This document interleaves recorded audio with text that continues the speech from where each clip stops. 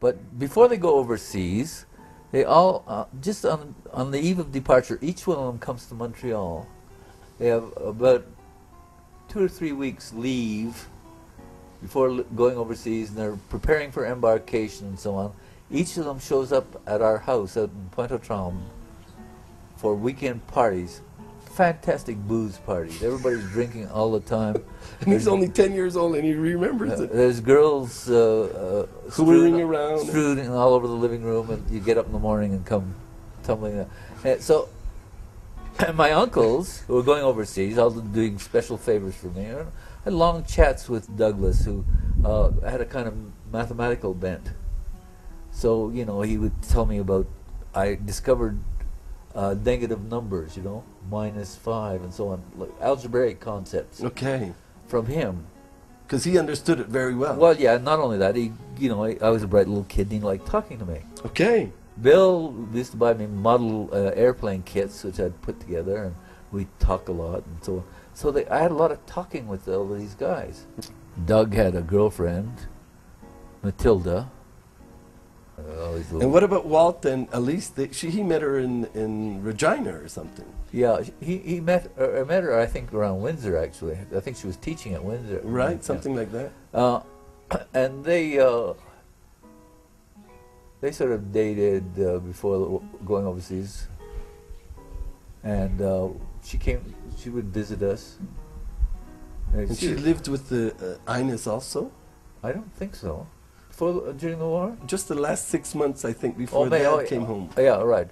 And they ended up in Saint-Jean-Iberville or someplace like that. Exactly. And he was kind teaching navigating or something. Yeah, yeah. And he was an acting squadron leader, so he was pretty well off.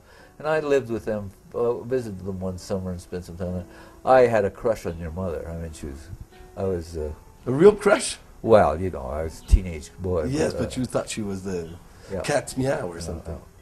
Anyway, so but I hear that during the war, Elise would talk a lot with Gilbert.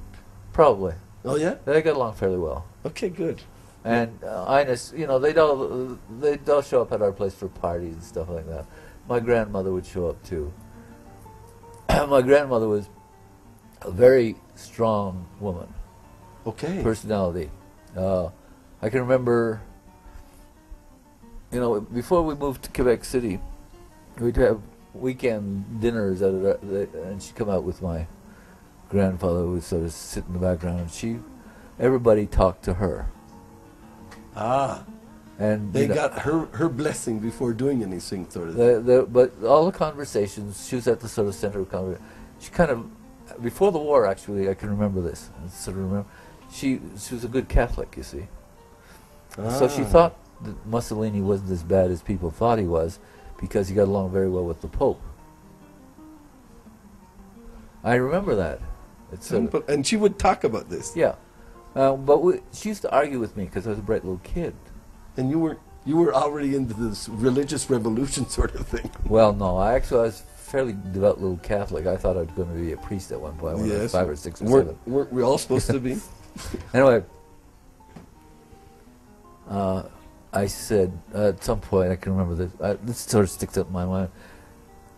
She was very amused. I said I had to go out pee or something like that. And she said, "Please, no, it's urine."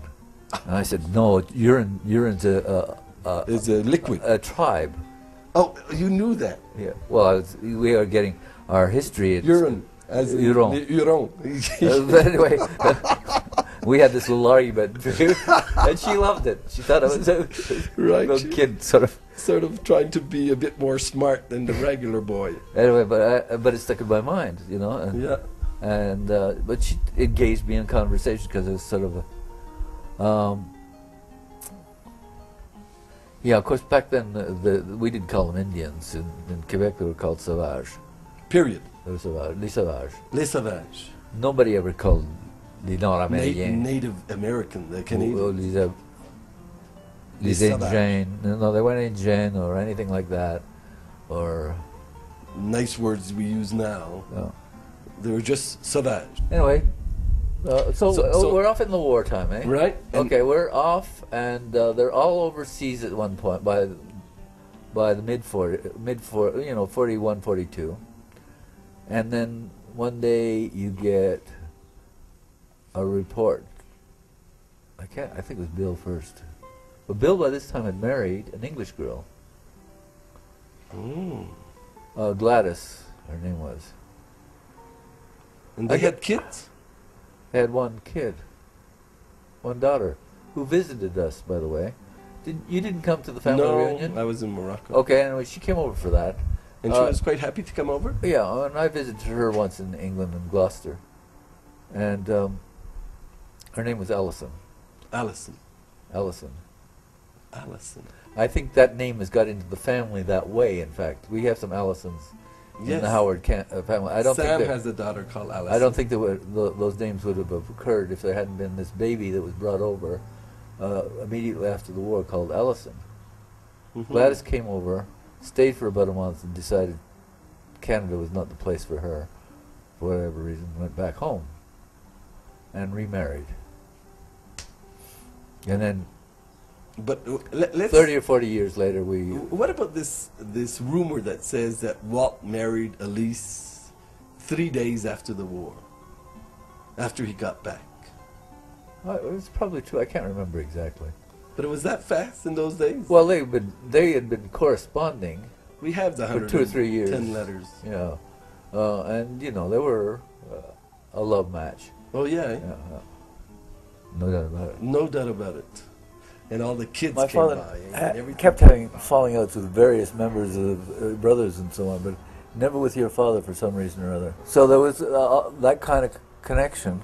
And then my own personal connections, you know, were that nature. For instance, I was the kid who lived with them for a week or two in Saint Jean when he was just back from the war and newly married. Right. You were the kid, as you say. Yeah, and you know, a bit younger than James. Yeah, I would have said probably 16 at the most. Right. If that. No, obviously not. The war was just finishing, so I would have been 14 perhaps. A real kid. Yeah. You know, he and I went fishing on the docks for sunfish and crap like that. I spent hours arguing with your mother because I was a sort of precocious brat about anything, gods and things like that. Oh, God and things like that? Yeah, I was an atheist by then. 14 and an atheist. 11, actually. Oh, you had already figured out that this thing was maybe... Well, I had the problem with masturbation and going to confession, and sort of the whole thing blocked up, and I said, I don't believe anymore.